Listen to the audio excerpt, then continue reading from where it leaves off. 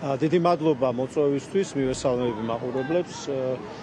იცით, მე მინდა ვთქვა, რომ ასე შენდება ნამდვილი პოლიტიკური მოძრაობები და მიუხედავად იმისა, რომ პიტერ მადიარის კამპანია იყო გამორჩეული, მას ასევე აქვს საერთო, ბევრი საერთო ზოგადად დემოკრატიული პოლიტიკური მოძრაობების მშენებლობასთან, იმიტომ რომ მათ შორის ბევრი მსგავსება არის.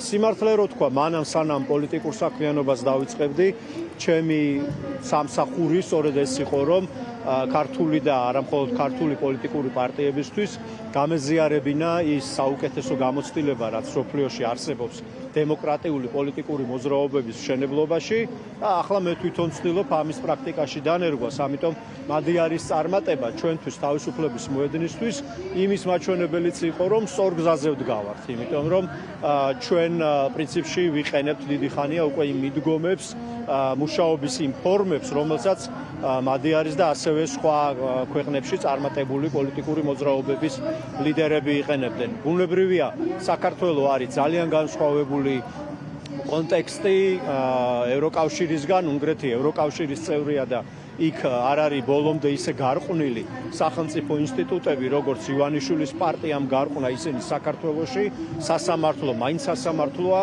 პოლიციელები ადამიანებს ქუჩაში არ აწამებენ, ეგრეთ წოდებული მძიმე სასამართლოა და ამაზეც იყო ევროკავშირის მთელი რიგი, ვთქვათ, სწორედ ეხლა თანხის მიცემის სანაცვლოდ სასამართლო რეფორმა და უსაფრთხოების რეფორმა არის მთავარი მოთხოვნა. აბსოლუტურად ძალიან მნიშვნელოვანი არის ეს ყველაფერი, მაგრამ მაინც ხომ ანუ შეუდარებელია მაინც ეს. ჩვენ შეიძლება იქიდან საინტერესო გაკვეთილები გამოვიტანოთ და ამას აუცილებლად ვაკეთებთ და გავაკეთებთ მომავალში და არა მხოლოდ მადიარის, არამედ ბევრი სხვა საინტერესო პოლიტიკური მოძრაობაა, რომელიც ჩვენი ყურადღების ცენტრშია, ვიცნობთ ამ კამპანიებს, მაგრამ მთავარი ჩემი აზრით არის ის, რომ დემოკრატიულ და პოლიტიკურ ორგანიზებას არ აქვს ალტერნატივა.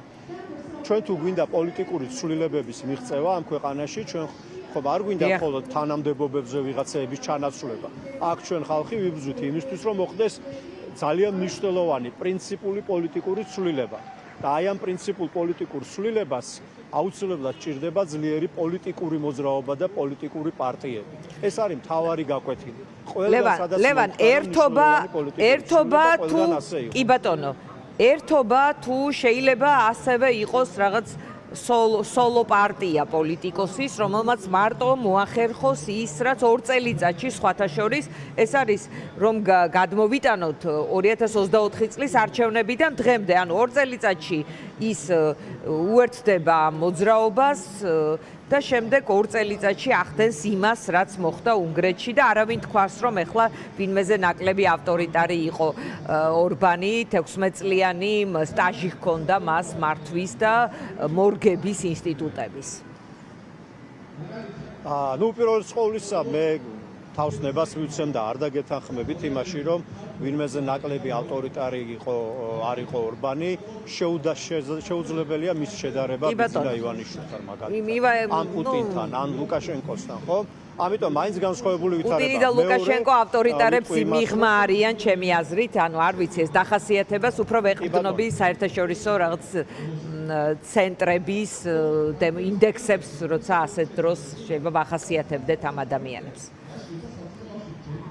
ხო, არ ვიცი თქვენ კონკრეტულად რას გულისხმობთ, მაგრამ ჩემი აზრი მე მგონი გასაგებია. კი ბატონო.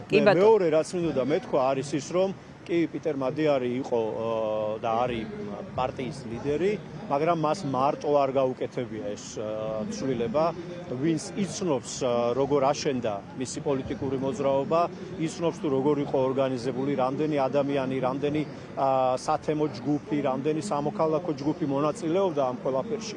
ხომ მაშინ უფრო კარგად დავინახავთ რეალურად რა არის. აი თქვენ ერთობაზე რომ საუბრობთ, ეს ძალიან მნიშვნელოვანი საკითხი არის. კი, ყველა პოლიტიკურ ძალას, ყველა პოლიტიკურ ცვლილებას ჭირდება პოლიტიკური ლიდერი, მაგრამ პოლიტიკური ლიდერს ჭირდება ძალიან კარგი ორგანიზება, ჭირდება სხვა ლიდერები, სხვა თანამოაზრეები და დამერწმუნეთ მადიარი მარტო რომ ყოფილიყო, ვერაფერს ვერ შეძლებდა. სხვა ლიდერებთან ერთად შეძლო ეს და ჩვენც ასე უყურებთ ამას, თავისუფლების მოედანი, ჩვენ ვცდილობთ რომ იქცეს ისეთ პოლიტიკურ მოძრაობად, ისეთ ეროვნული მასშტაბის პოლიტიკურ პარტიად და მოძრაობად, რომელშიც თავის თავს იპოვის კიდევ ბევრი სხვა ლიდერი, რომელიც შეიძლება დღეს არ იყოს ჩვენთან ერთად და ასე წავალთ გამარჯვების. კი ბატონო, კითხავდე. ამიტომ მინდა ხაზი გაუსვა დემოკრატიულ ხასიათს პოლიტიკური მოძრაობის, ჩვენ ავტორიტარიზმს და დიქტატურას ვერ დავამარცხებთ ავტორიტარული და დიქტატორული პოლიტიკური პარტიებით ან მსგავსი მიდგომებით, შეუწყნარებლობით, არდანდობით და პირიქით.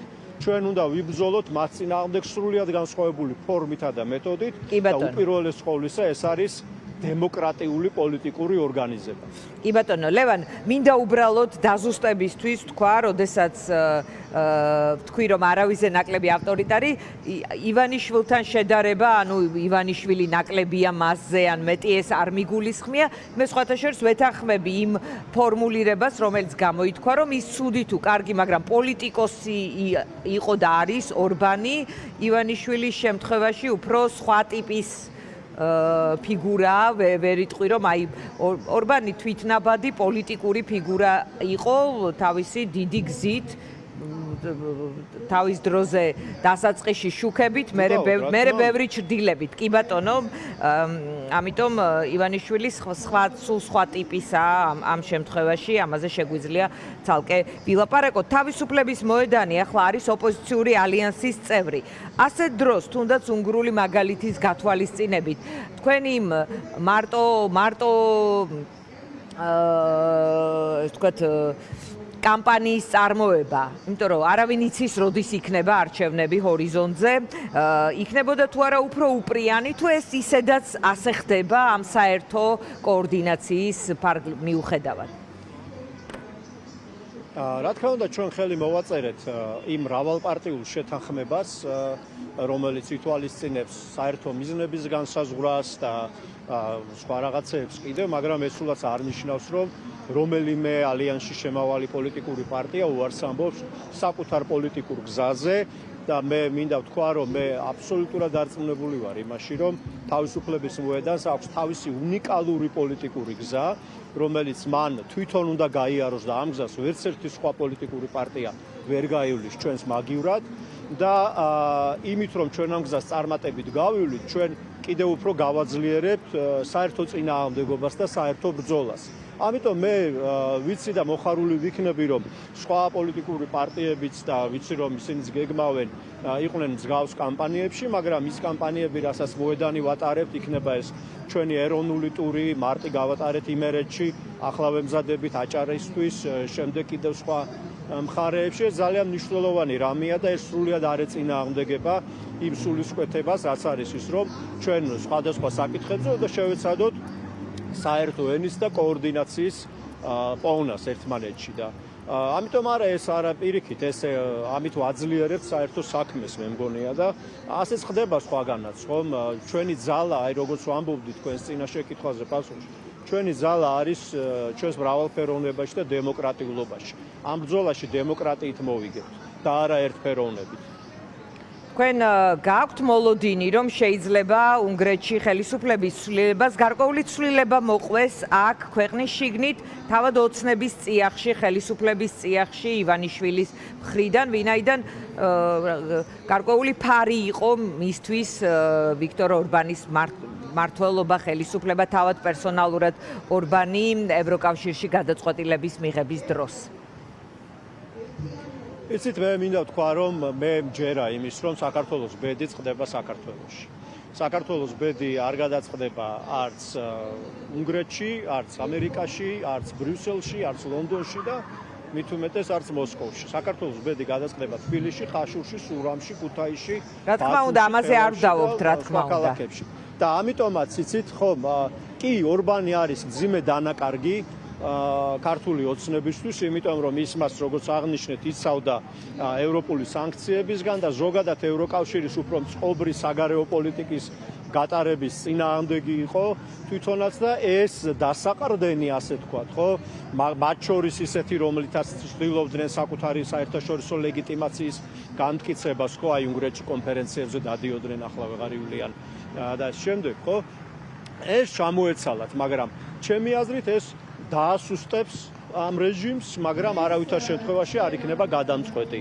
ამ რეჟიმის ბედი უნდა გადაწყვიტოს ქართველმა ხალხმა და ეს უნდა მოხდეს სწორედ წარმატებული დემოკრატიული პოლიტიკური ორგანიზების გზით, რომლის ავანგარდშიც იქნებიან პოლიტიკური პარტიები ქართველ ხალხთან ერთად და მე ვთვლი, რომ ამ ხრივ თავისუფლების მოედანი ზუსტად გავართ სწორ გზაზე.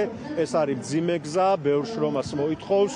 აქ კუთხეებს ვერ მოჭრი, შენი გასავლელი გზა უნდა გაიარო, შენი ასავლელი აღმართი შენ უნდა აიარო, მაგრამ როდესაც ამას ავივლით, მე მგონი ჩვენ ვნახავთ, რომ საქართველოში შეგვიძლია მოვახდინოთ ცვლილება ყოველგვარი ქაოსის და არეულობის გარეშე და სწორედ ამიტომ არის მნიშვნელოვანი ის, რასაც ვაკეთებთ ჩვენ.